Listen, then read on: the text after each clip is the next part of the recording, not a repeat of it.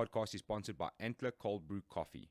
What makes this stuff special? In a word, caffeine. Numerous studies have shown that having caffeine before a workout can improve a host of things, including endurance, focus, power, and fat burning.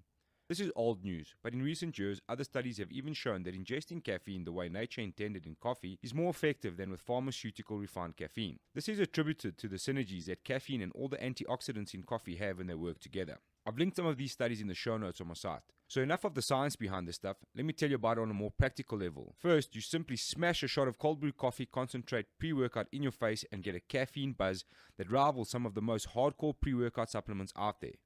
Caffeine is completely legal in all sports, and this product is ideal for guys who are looking to perform on a high level but want to keep their stacks natural and know what they are taking. We've been given some samples that we'll be taking during this episode, so if we end up grappling in the studio when we should be discussing more important things, just bear with us as this is experimental. If you guys would like to make an order for some awesome Antler Cold Brew pre-workout or some of their other products, make your way over to their website at www.antlercoffee.co.za. If you use the code BigAl, you'll get a 10% discount on any order placed with them. So hurry on up, get over to www.antlercoffee.co.za and get 10% off any order.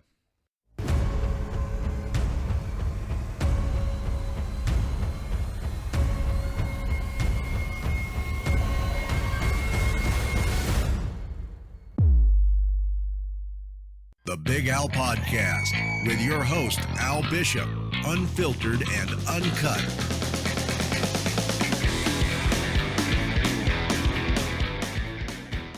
On the show today, ladies and gentlemen, we've got JP Buys and BK Masunayne have joined me. Welcome, fellas. Thanks for jumping in. I know you guys are both busy with some preparation and fight weight cutting and all of that sort of stuff, so I appreciate the time and thanks for coming in, man. Thank you for having us. Thanks for having us. Always a pleasure to be here. Always a pleasure returning, BK. So it's done. JP, let's just start with you, man. Obviously, the biggest story coming out of your life at the moment is a fight overseas, global knockout, based in California. Just talk us through that and how that all really came about. Yeah, man. So as most of the people know, I've been to Team Alpha Male in like February in preparation to fight Nkazimulu Zulu. While I've been that side, he got injured. Fight never happened. Was supposed to happen in March. I came back. I picked up an injury, and I've made a pretty decent relationship with the guys at Team Alpha Male. So they really gave me an opportunity to join their team. They want me to move that side, coach in their gym, all of that kind of stuff.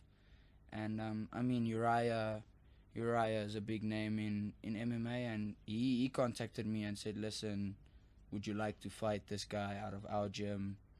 This is the person. I mean, a bigger purse offer to go fight international. Why decline it? Sure. So how does that stand with the EFC at the moment, and what is your status currently with the EFC?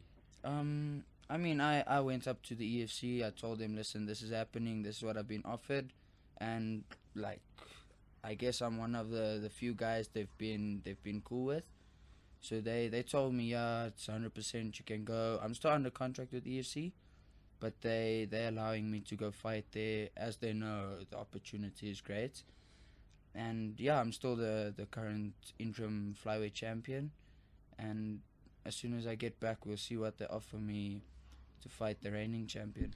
Okay, so the big question I think for a lot of people will be obviously the unification of that belt between yourself and Zulu Boy.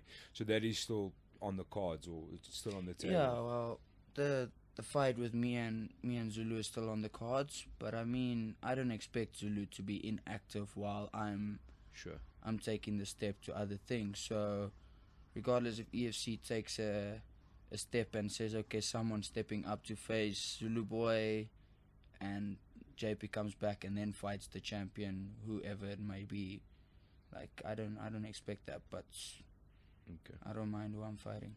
And basically, so can we say now basically the fight was set, and then there was injury setbacks, then it was, as far as I'm aware, it was set for Sun City again.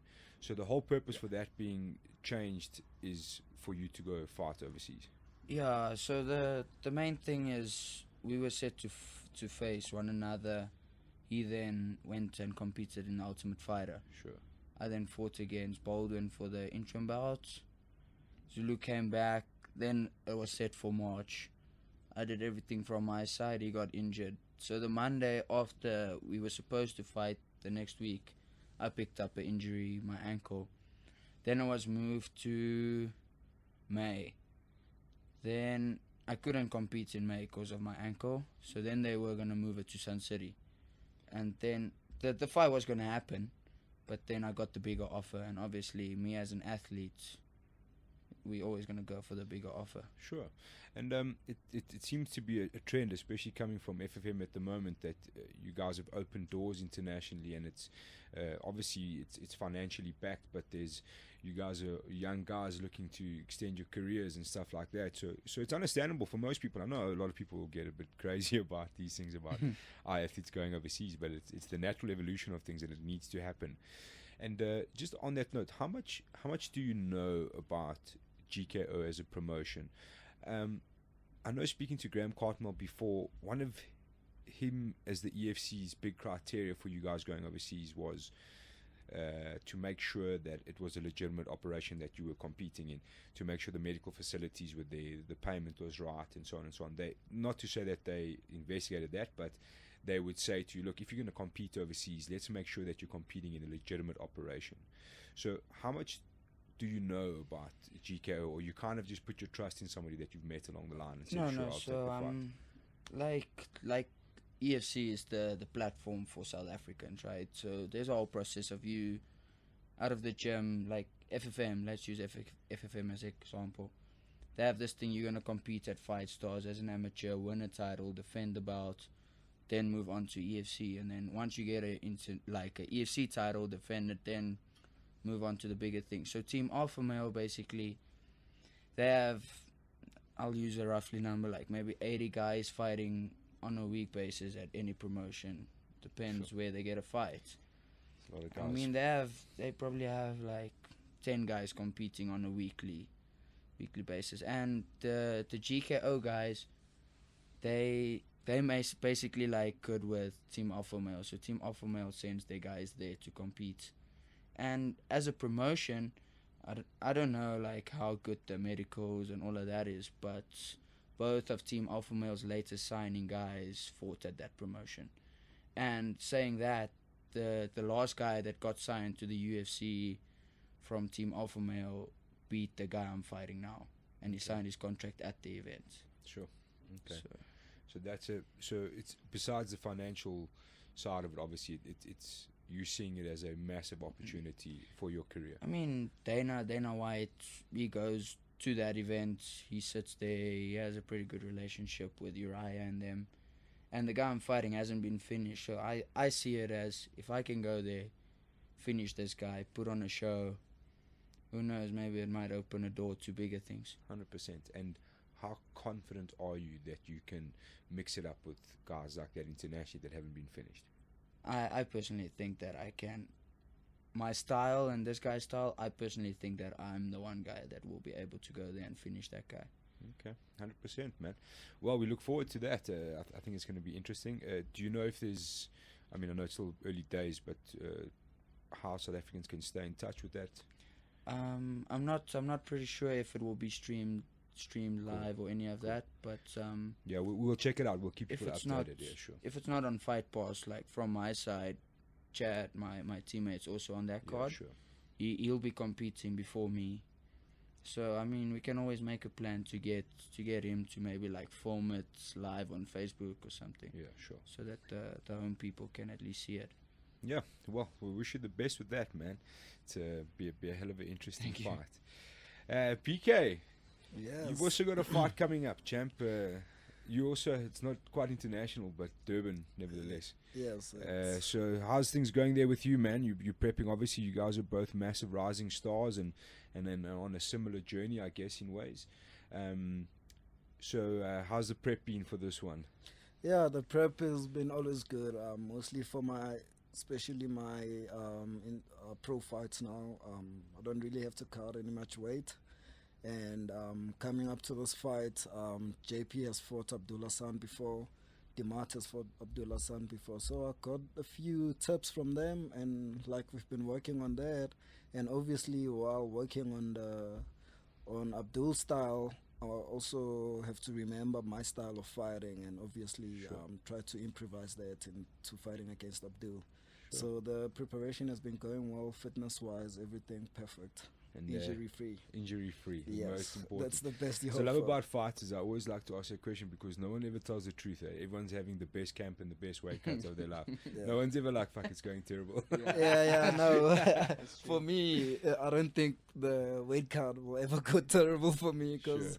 I'm not cutting any weight. Maybe the weight adding. Yeah. only if BK fights Yeah. at baby weight, you'll have to cut. Yeah. Your last fight was Lutando Biko. Lutando It Biko, was yes. It was quite a strange fight, maybe a bit premature for the both of you. It was a fight we could have seen on a main card on any given day. That's what I also thought, yeah. And well, I think the nice thing is the open door for that fight to happen again. I think I'd like to see that again because I think, with all due respect to you, also Lutando, I think he underestimated the altitude a little bit, and all credit to him, I think he took a beating for 3 rounds and managed to survive somehow. I don't know. But yeah, man, it was a hell of an interesting fight, and hopefully we get to see that again. Was anything there like with Lutando that really surprised you, or the fact that he kept on going for so long? And it seemed he was finished within like the first 2 minutes. It seemed he had gassed. Yeah, look, I wasn't surprised. Like, I knew, I've been watching him at amateur. He was very good. He was like stood out, won a title at Fight Stars. So I knew coming into that fight, it's gonna be a very tough fight for me.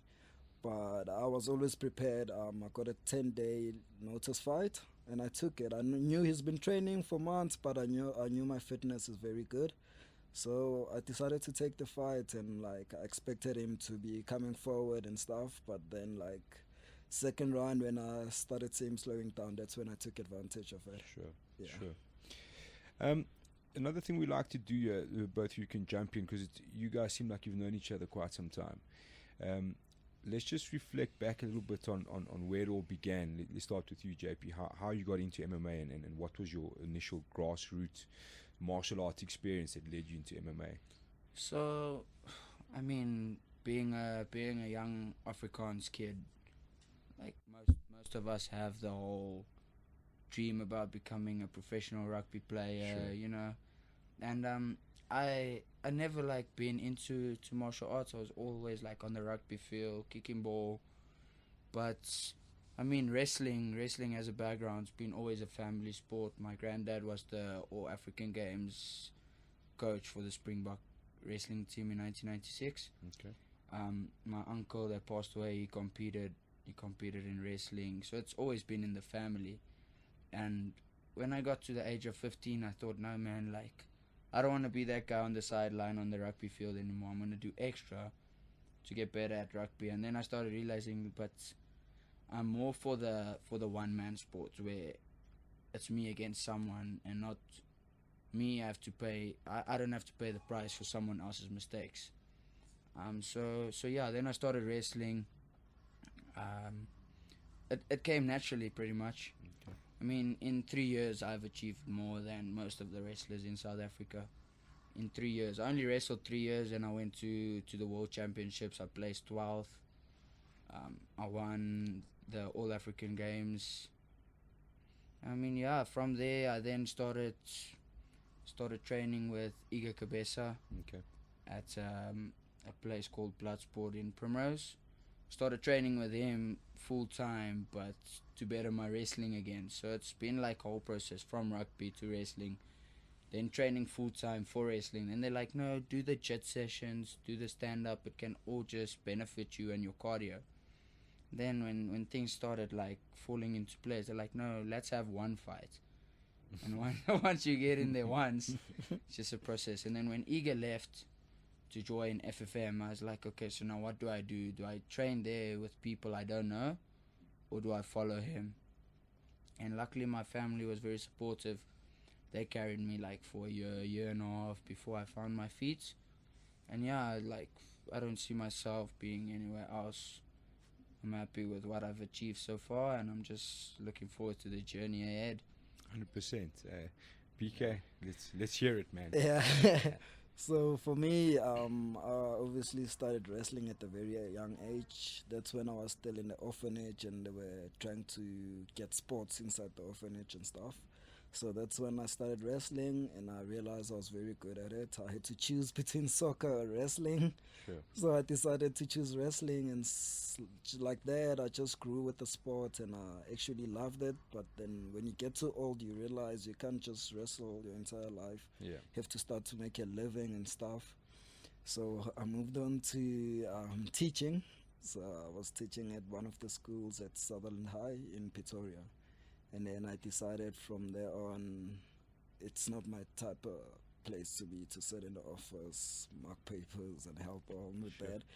So I decided to do MMA because it gives you an opportunity, you know, to make a living out of yourself and stuff. But obviously you have to start from the ground and everything. Contacted JP, letting him know that I want to join MMA, want to join his gym, which is FFM where I am now. And then he decided to come along, help me out, build me up. He's been there from every fight I've ever done MMA. He's been there. So from amateur, he's been sitting in my corner. Even now, this fight, he's gonna be sitting in my corner. So he's been supporting me my entire MMA career. So from then, that's how I grew with the MMA because he was already ahead of me. So he could give me as much advice as he could. So that's how I evolved with MMA. Okay, it's cool. It's nice to have someone along on the ride with you. Yeah, for sure. Yeah, very cool. JP, just back to you there. So you said earlier that Team Alpha Male were suggesting that you join their team. Is that correct? Yeah. So where are you now with that?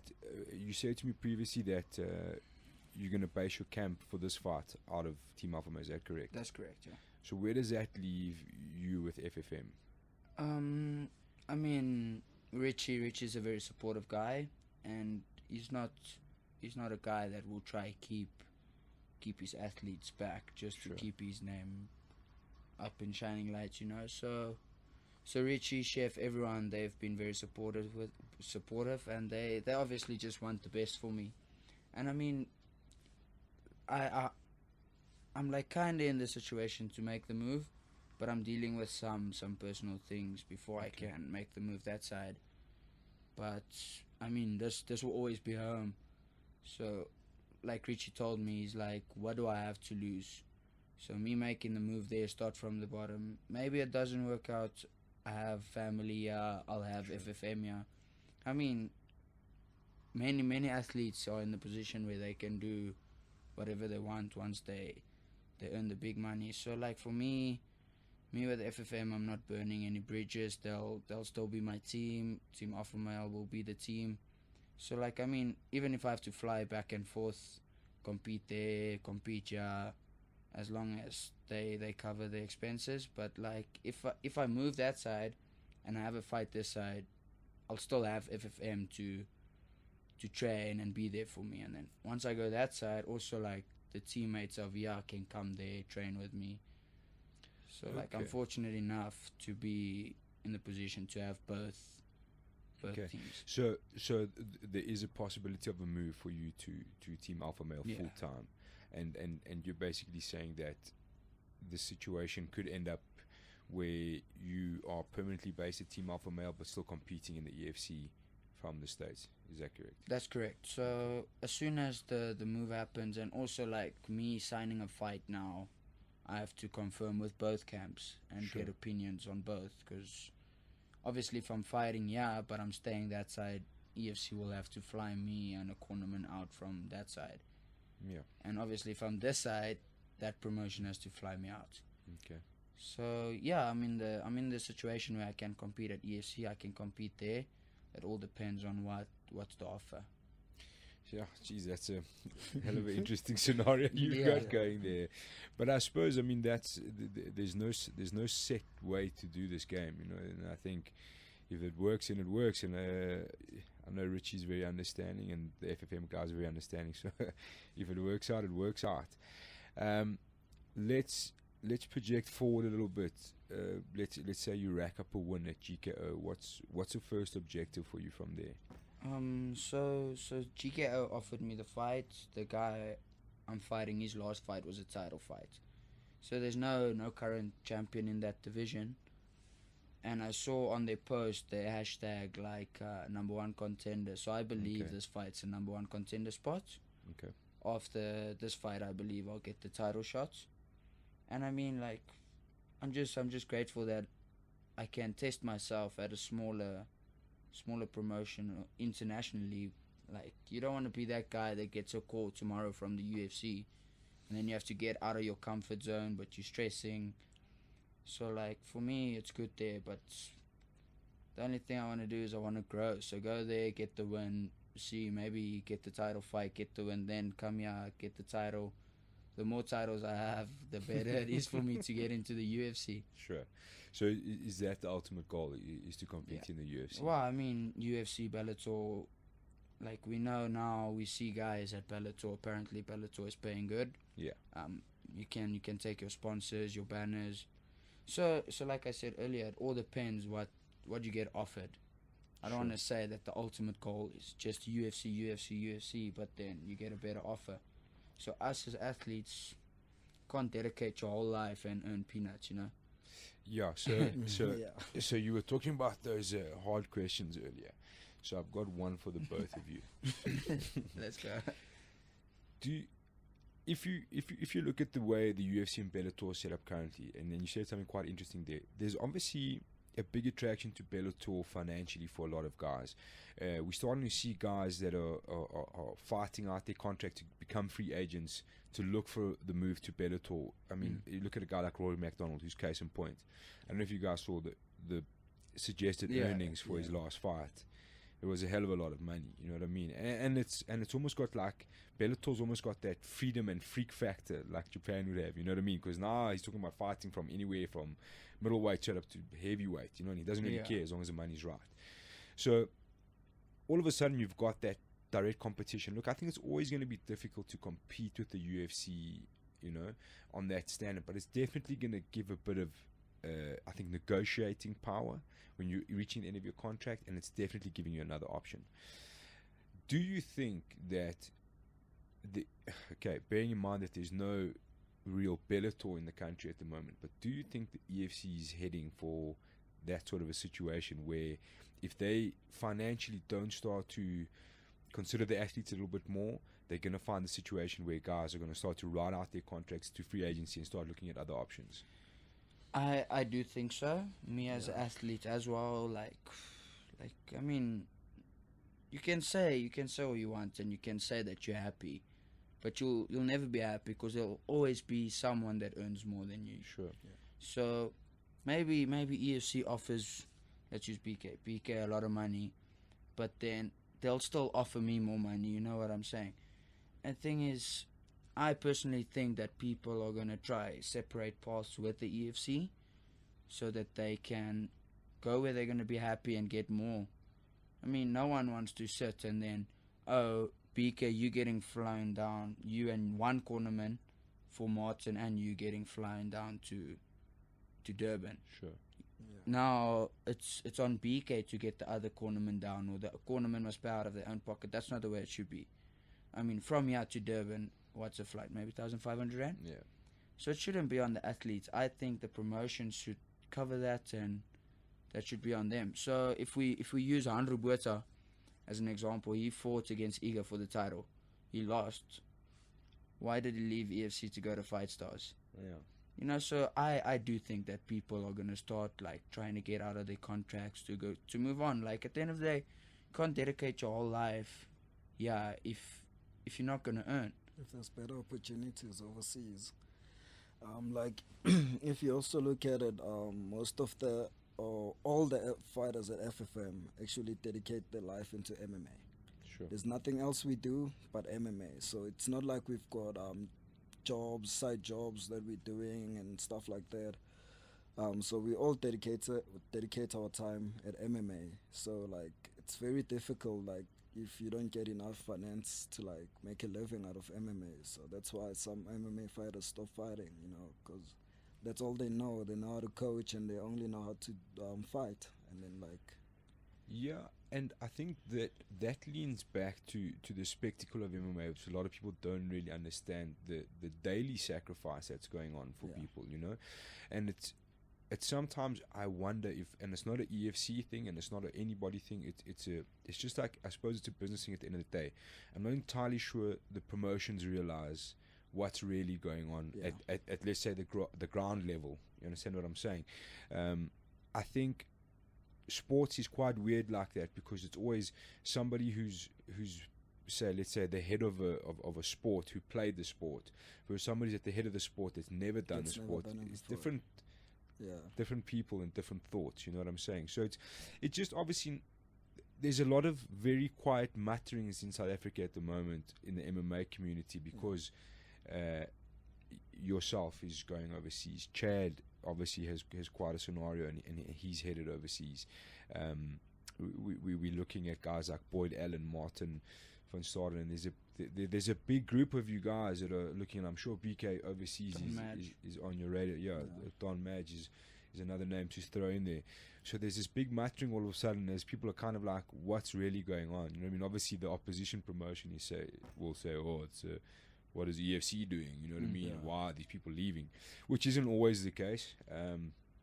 So it's quite interesting thing to kind of see from the athlete's perspective what's really driving this movement. You know what I mean? Like, is it purely just financially? Obviously there's the possibilities of what's to come, and fighting in bigger promotions, if we can say. So yeah, it's an interesting time, man, and it's very, very, very interesting. And I think it all leads back again to the development of the sport. We've reached a stage where we've got athletes that are going to start competing internationally and really stick up their hands for the country, you know. Do you feel any pressure like that going overseas now and competing in essence as a South African? Because regardless of what your situation is, once you're there, you're going to be the South African hero. You know what I mean? I mean, any fight you have pressure, you know. Sure. So for me right now, I'm not feeling any pressure about the fight or about my opponent or any of that. I try not overthink fighting. I train it day in, day out, so like for me it must just come naturally. But I do feel pressure stepping out of my comfort zone, dealing with different people, different personalities, different people to help me with my weight cut. So that does play in mind. But like I said, like, I'm just glad that I'm testing myself at this promotion and not in the UFC. Like, I don't want to be that guy that steps up there and then fall under pressure, you know. And also, like, I feel a bit of pressure with the other South Africans failing international. Sure. But it also gives me that drive to not be like them, to be the one that goes there and succeeds. 100%. And it's I can't remember. I've had a conversation about this with a few people, and I think it's something someone like Dave Mazzani really brought to light, is having to do what you do normally, but always on the road. You know what I mean? And he kind of said that's a big thing that people don't understand. I mean, he's the most nomadic fighter, I think, known to mankind. I don't think he's ever fought in his hometown. He's always fighting somewhere else. So he's really a guy who's had to master, you know, like keeping your weight regular while you're flying, making sure your jet lag's intact, and all of these like altitude factors and weird things that go on with the body, you know what I mean? And I think that's going to be massively important for all of you guys going overseas, is to do that for the first time. Take the whole show on the road, as it were, you know what I mean? Yeah. So yeah, that like, should be interesting. For me, like, that's why I made sure I get out that side long before the fight, so I can like get used to the people, the altitude, the gym. And the thing is, right now, if I know shit, I need to go weight, so I need someone to go buy this for me. Okay, run upstairs, go to Spar, buy it. Sure. Now, like, the difficult thing Dave said is stepping into another country, maybe like a week before the time, you don't even know your way around the street yet. So now, oh damn, I need, let's say, green beans, but you don't know where the nearest shop is. You don't need this.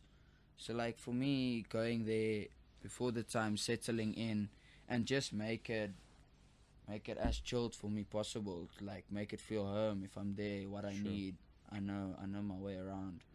Sure. So I think that's the main thing people. Yeah, you said that. I remember now in the last build up to the last UFC, they were showing a clip of Max Holloway and his coach trying to find like a specific water in Brazil. Yeah. And they're like he's trying to show them on the phone what they're looking for. They're like, this, we're looking for this. That's the Yeah, thing. you don't want to end That's up the in thing. that You type don't of want to be there situation. where you're battling to get what you need. Sure. So for me, And how much have you looked into your opponent? I watched maybe three of his fights. They told me when they gave me the fight, they're like, listen, it's a tough opponent. Yeah. So for me, taking the fight against a tough opponent's better, because like I'll put in the extra yards, all of that, where humans' minds are like, if you know you have an easy fight, you're kind of lazy. So Sure. like I prefer the tough opponent, but then also my style I think is difficult for this guy. Like he's tough, but he hasn't fought anyone like physical, like Sure. get on top of him, stay on top of him, and make sure you win. So all the fights I've seen, he's a little tough boy. So he comes out, he's forward, gets clipped, drops, just doesn't give up, and he doesn't tap. So he's like, and I think that carried him through. I think his record's 9-2, both losses on decision. Okay. But I mean, he hasn't fought someone physically to like show him like, yeah, I'm your daddy, you know. I get you on the ground, you're gonna stay there till I say you're gonna get up. you Hasn't know? fought someone from the jungle. Yeah. So, That's exciting, man. but I've also seen they've been looking into me, because I went on to his Instagram and he posted the picture of me and him, and then I just see his people commenting. They're like, yeah, if this dude up and this and this, and I'm like, okay. And then the one oak says there, no, it looks like a kicker with a wrestling background. And then he comments, he's like, yeah, you hit it spot on. So they think I'm gonna come kick and then wrestle. But what I want to do is I want to throw him on his head first of all. Take the jungle And with then, him. yeah, First bring things the first. jungle there and then show them. So they've been. Yeah, I think that's always going to happen though. The guys Yeah, always yeah. say they don't watch the tape, but they've been watching it non-stop. The thing is, he knows I'm gonna come wrestle, but the thing is, like, he must know I'm gonna take him down, and he must try stop it. And then, like, GSP actually said it. He's like, yeah, you guys study me, you know what I'm gonna do. You know I'm gonna take you down, but I still get the takedown. Yeah, sure. You know, so you can study all you want and make as if you know me, but you don't know me until you Yeah, feel what's 100%. happening. Same with Jose Aldo. He kicks Oak's legs. Everyone knows he's gonna kick your leg, Yeah. but he still kicks it. Yeah, I know, man. That's a funny thing. Like you say, guys are always everyone's got a plan. Like they said to get punched in the face. Yeah. Yep. Like my opponent now was supposed to change twice, because he got pulled up to a title fight, and the title fight didn't happen. So they wanted to give me this guy. He's a black belt in BJJ, and then the first thing that came to my mind is Don when he fought Jadison Costa. Yeah. He told me in his whole camp, he's like, yeah, it's fine, he can be a black belt, but once you hit him on the nose once, he turns into a brown belt. You hit him again, a purple belt. So they're like, yeah, he's a black belt. I was like, yes, but when we fight, I'm not gonna have my gi on. So Yeah.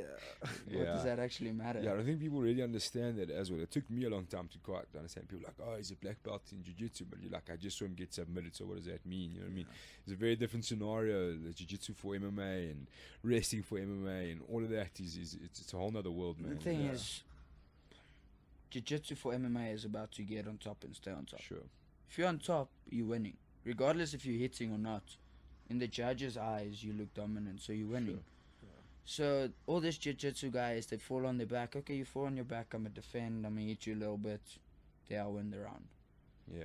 And me coming off a wrestling background, I'm just happy that in wrestling you have to be on You top have to be on win. top. Yeah, So you're told like to it stay on falls top. into perspective pretty nicely.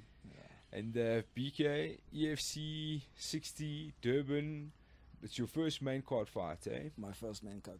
Yes. So that happened quite quickly, eh? Yeah, it The did. It two fight actually- traveled down in the trenches and straight up to the main card. Yeah. Where are you on the main card? Do you know? The third fight from last. Third fight. Yes. Okay. Just so you- before the co-main event. Yeah. Just before the coming. Okay. And that's a hell of a main card, eh? Yeah, it is. Like, I was actually surprised that I was so high up in the main card, which is good for me. Because It can- BK puts on a show. Sure. When I fight, without even thinking, I end up putting up a show. It's my style of fighting. You know, every fighter's got a different style of fighting. I But, believe like, there's a nickname for you at FFM. What is that exactly? except the little giant. Yeah, there's another one. I have two actually in the gym. What's the other one? One is Tokoloshi. Because of obviously my style of fighting, I'm always grinding. I don't Sure. stop. I just keep going fitness-wise and everything. So they decided to give me that name. And the other one is Madala. For a small guy, I look like I've got a body of a grown man, you know. So Madala is an old man in Yeah, sure. African language. So yeah. Okay, sorry, man. You were saying so you were quite surprised at the main card birth so quickly. Yes, I was. But I think because of the style I fight in, of the way I perform, I bring the crowd, you know. Like, Sure. for my first fight, I sold supporters shirt. I sold more than 50 supporters shirts. So, like, it's the way I fight. I think the way I present myself in the ring, it draws a lot of people. So I think it's a good opportunity for me and for EFC, you know. Sure. And you're obviously taking on a Durban native. First time on the main card, so it's a hell of a big fight. And I mean, Hassan he's a wily veteran. The as real well. Madala. Yeah, the real He's Madonna. a real one. So let's just talk about it. But what do you see in Hassan as opponent, and have you focused on anything specific to deal with him? Look, I know fighting in Durban, he's obviously gonna have the crowd advantage and stuff. But like, I've competed international wrestling and stuff like that, so like I know how much it takes to be able to compete on a big stage. So for me, it's obviously try to keep myself as calm as I can, focus on my game plan, and do what And I do. execute. Yes. 100%. And the other side of that is that you'll forever be entrenched in history, as it's such a historic card, and you'll always be on that feature, which is really cool, man. And a similar sort of question, like we asked JP earlier, hypothetically, let's say you get through a Sun, what is the best scenario for you looking forward? What do you want next after that? I'd love to obviously test myself if there's more guys that will want to fight me. But obviously, JP is the current champion in the flyweight division, him and Zulu Boy, and we're from the same team. But I want to try to get as high as I can in the division, while JP is still holding the title and stuff. So for me, it's for me to grow through MMA and like get as much experience as I can. If I don't get the opportunity to fight for the title, I'll look for other opportunities overseas and see if I can actually progress as an MMA fighter. For my whole point of view is obviously trying to progress as a MMA fighter. Sure. Yeah. And is the link up for the two of you, obviously, with yourself going to Team Alpha Male? Team Alpha Male obviously is known for the lighter weight divisions. Is there the possibility of you trying to open the door for BK to Team Alpha Male? Like I said earlier, me making the move that side will open doors for the guys this side. I mean, once I'm settled in there, we can always bring team members from this side to come check it out, see what they do. And at the end of the day, if you see most of the top fighters, they're in the position to have whoever they want in their camp. Sure. So if you think about Conor, he can fly out a whole team. He can have whatever he wants when he fights, you know. And once I'm settled in, it's definitely a plan to get my friends and my teammates over as well. Sure. I mean, if we can compete once a month instead of once every third month, why not? If you're injury free and compete as much as you want, why not? You're not getting any younger. Sure. Yeah. Okay. Yeah. Well, guys, we wish you both the best of luck. You both have got in your respective careers quite massive fights coming up. Obviously, the only difference maybe is Durban and California. Yeah. Small difference. Yeah, small time difference as well. But yeah, man, we wish you guys both the very best of luck. I think you guys have got a very exciting careers ahead of you. You're both young guys, and you've both done amazing things already. The fact that people are always talking says enough. You know what I mean? Whether it's good, bad, or halfway in between both, making enough waves for people. As long to as they talk. Yeah. I don't think there's a good or a bad talk. As long as they talk, Yeah, they're a fan. If they talk about you, they're a fan. All PR is good PR, they say. No such thing as bad publicity, eh? Nothing. Yeah, man, so we wish you guys the best of luck, and we'll be watching closely to see what happens in GKO. Nice card. It's yourself, Chad Hanakoma there. There was a possibility of Boyd joining that card, I think.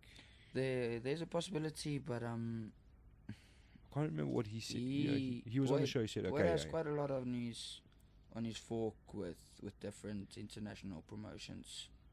Contact him, but at the end of the day, he needs to take the step which is going to be better for him. Sure. But anyway, the point was that there'll be quite a nice FFM representation there in an international promotion, which we really look forward to.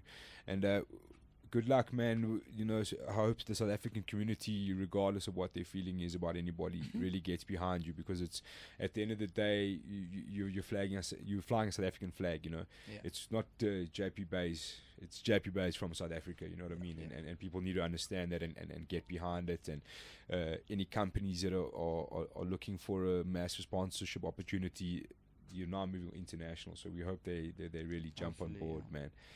And the same to you, BK.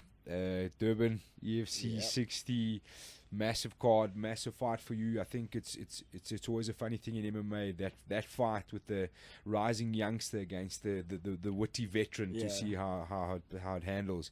You know, it's a fight of relevance, I think, for yourself and for Hassan, to see if he's still relevant in the weight class, and to see if you can deal with someone with such experience. So we wish you all the best, man, and good luck, guys, and thanks so much for your time, man. Thank you for having us. Yeah. Sweet.